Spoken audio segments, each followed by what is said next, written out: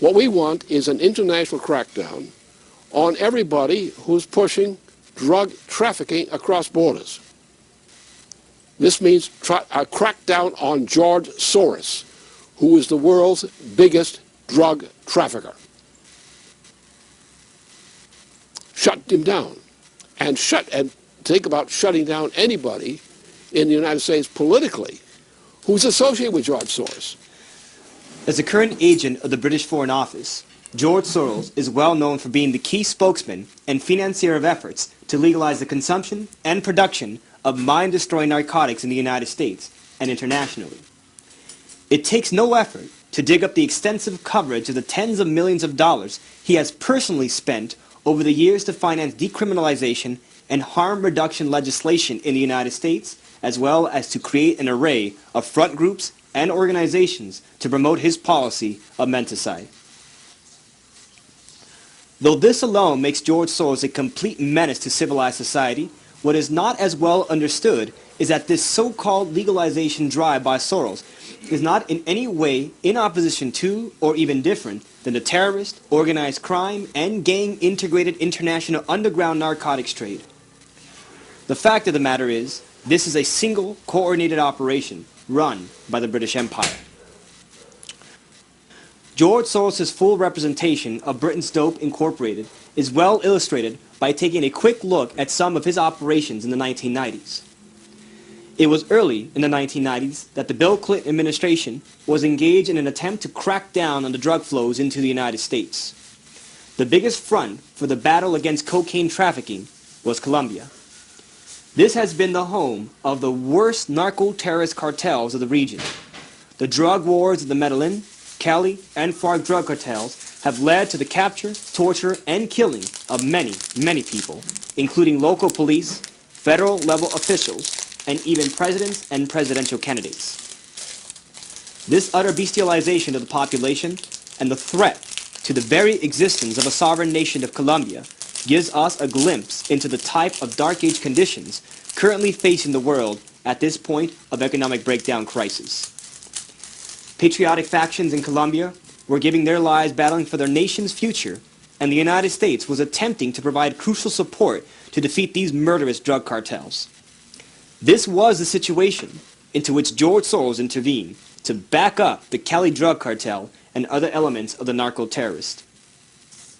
A key ally of George Soros in these operations in Colombia was the Galinsky family based in Cali, Colombia. In 1994, the Galinsky family purchased the majority of the recently privatized Banco de Colombia, which was the second largest bank in Colombia at the time. But this was not just any bank. In a public broadcasting systems interview from October 2, 2000, a former mafia member turned informant for the U.S. Drug Enforcement Agency, who had helped to put a number of Colombian mafia figures behind bars, spoke about the role of the Banco de Colombia. The Colombian banking industry that had subsidiaries in Miami and Panama worked very closely with us. We had Colombian banks, Banco de Colombia, Banco Cafetero, Eagle National Bank of Miami. In those days, Eagle National Bank was a powerful aid for us between 1980 and 1984. But the cartel did not own the bank. It was simply allied with the cartel. The cartel didn't own the bank in front of FDIC, but we owned the bank. It was these banks which were crucial for the large money laundering operations needed to facilitate the illegal narcotics trade.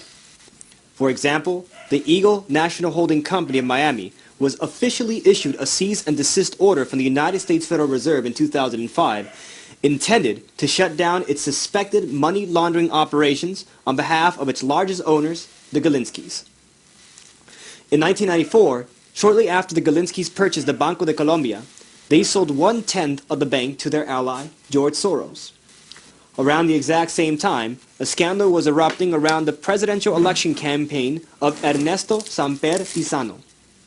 Through release of audio tapes famously known as the narco-cassettes, it was exposed that the Cali drug cartel had made millions of dollars available for the presidential campaign of Samper. But instead of any investigation into a murderous drug cartel's attempts to buy off a presidential candidate, the case was dismissed by another Soros operative in Colombia the then chief prosecutor for Colombia, Gustavo de Grief. Gustavo de Grief had previously represented George Soros' Drug Policy Foundation on a tour of the United States of America denouncing drug law enforcement. And after spending years in exile in Mexico, Gustavo, who is the Galinsky family's attorney, is now the chief spokesman for the Soros-Galinsky alliance. This case of organized crime and narco-terrorism, destroying entire populations, is a small slice of what George Soros represents and what he is bringing into the United States and the globe on behalf of his London masters. The drug traffic is our major enemy because it's the major power of the British to control policy throughout the world today. You break that, and you've got control of the planet, back with the people. Because the money power now is coming from the speculation associated with the drug traffic. That's the center of these resources. The gambling instant shut down derivatives trading, closed down the derivatives market, and closed down the drug traffic, and you've solved the biggest part of the problem, or you've made it soluble. So therefore, with this, our problem is we need cooperation to shut down the drug traffic. We need cooperation to shut down other things. Therefore, cooperation among nations, both negatively against these kinds of problems and positively for cooperation in long-term economic development, nation to nation and groups of nations and so forth, is what's necessary.